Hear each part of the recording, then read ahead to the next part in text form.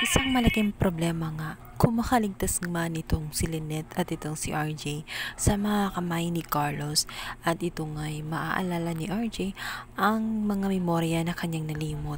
Isang problema naman ang kakaharapin nilang dalawa nitong si Lynette, sapagkat dito nga'y matutuklasan nila ang dahilan kung bakit lagi nahimatay nga itong si Lynette. Ang siya pala ay nagdadalang tao. Paano ito tatanggapin ng kanyang pamilya? Paano nila haharapin ang panibagong pagsubok na naghihintay sa kanilang dalawa? Matapos ngang mahulog ni Lynette at ni RJ sa bangin, ay agad ngang nakarating itong sina Annalyn. Agad na dumating ang saklolo at ang mga rescuer. Agad naman silang dinala sa ospital. Dito na may magugulat ang lahat, sapagkat dito na nga manimbalik ang alaala na nawala nitong si Doc RJ. Samantala, pupuntahan nga nitong si Harry ang kanyang ama doon sa kulungan, dahil nakulong na nga ito dahil nahuli na nga ng kapulisan. At dito nga'y kakausapin niya ang kanyang ama. Natigilan na nga itong si Lynette, sapagkat wala na nga siyang magagawa, sapagkat nakita niya kung gaano nga kamahal ni RJ at Lynette ang bawat isa. Hayaan na lang umano na maging masaya ang dalawa, at limutin na lang ang mga nakaraan at harapin ang mga kasalanan na kanyang mga pinagagawa. Samantala, gugulatin nga itong si Moira sa loob ng kulungan sa biglaang pagdating na itong si Carlos. Dito nga ay mapapailing itong si Moira.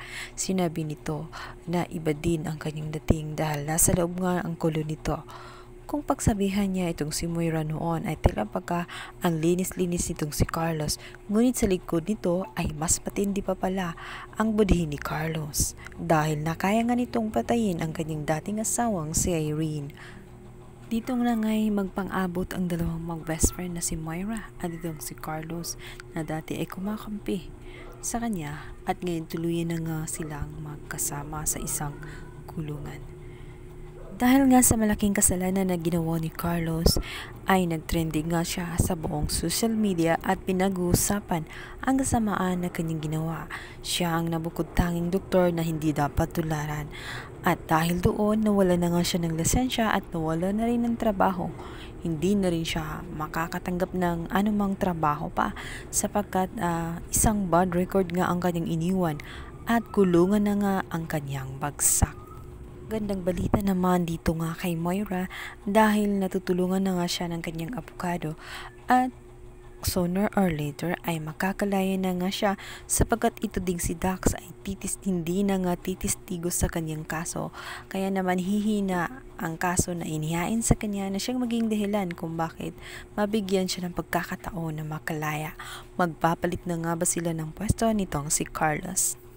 Matinding trauma ang dinanas nga ni Lynette dito sa mga kamay ni Carlos. Ngunit kahit anong gawin niyang pagtakas, ay hindi niya tuluyang makakalimutan itong si Carlos, sapagkat iniwanan siya ng isang supling na siyang magpapaalala sa mapait na karanasan kay